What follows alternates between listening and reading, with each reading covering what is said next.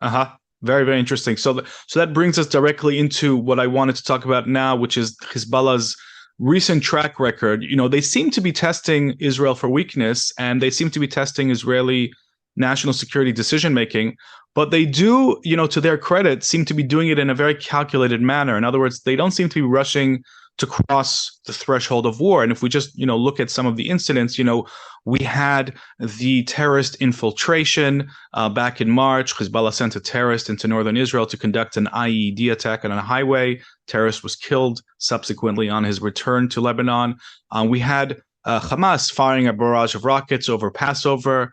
And we've had since May the two tents that you've just referred to, which are now one tent. One of them was dismantled.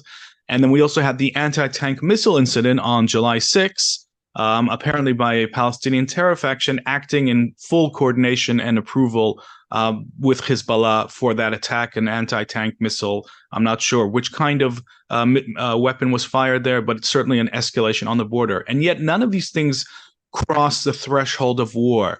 So how would you assess this testing by Hezbollah? And you've already begun to give some of your assessments on Israeli responses to these tests. Do you think that Israel has been too meek in responding to these incidents?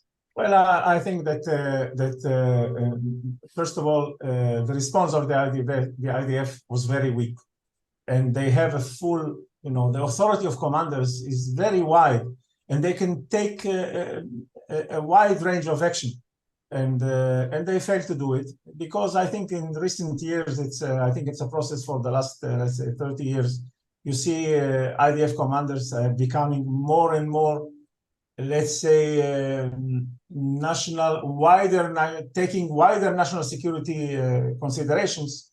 Mm-hmm. Where I would argue that if you are a commander, just focus on your job and do your military job, and leave the wide grand strategy and all those stuff to the political level or to high command level. And doing so, they take the considerations. Even now, a company commander, a battalion commander, they take considerations which is beyond their ability and beyond their professional scope, and they should not do it. Mm-hmm. So again, this was something that I'm always arguing and addressing commanders, tell them, do your job and stop becoming part of the Ministry of Foreign Affairs of Israel. And interesting. And this is something that needs to be done. So this is one problem. In relation to, I think that in the end, Hezbollah leadership, including Nasrallah, still has a good memory of what happened to him in 2006. Mm-hmm. In that extent, 2006 was a great success because it created a very strong equation with Hezbollah. And Hezbollah understands what will happen, and they try to find the right equilibrium between maintaining some kind of friction and not crossing the threshold of big escalation. However, mm-hmm. mistakes may happen, and we live on mistakes. Nasrallah has kidnapped the two soldiers in 2006, miscalculating the Israeli response. Yep. And I think that I hope that he will not fall into the same trap again. And Iran is there now. Iran is there, controlling him quite stronger than it used to control him in 2006. And Iran has its own timeline and schedule with the nuclear program, and I don't think they are ready now to go for a full-scale war. So I think that this kind of a question is still there. And however, we have to address, because Lebanon is only a little part of our security challenge.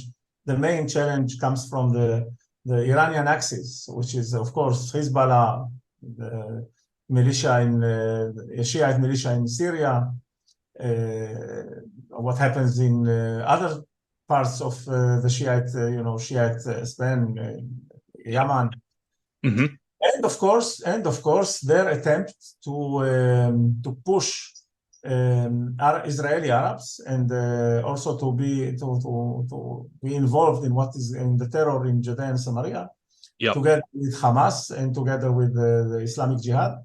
And this full equation is, is very sensitive. But Iran is, in my view, I've written about it, and they're acting on a long-term strategy, and they have put in their view that 2040 will be the year for them to get into this kind of equilibrium, and they will be ready to destroy the Zionist entity, blah, blah. And I think they are not ready yet. And we should address this strategy and harm this strategy as much as we can by harming their proxy and also harming the Iranians themselves. So I think this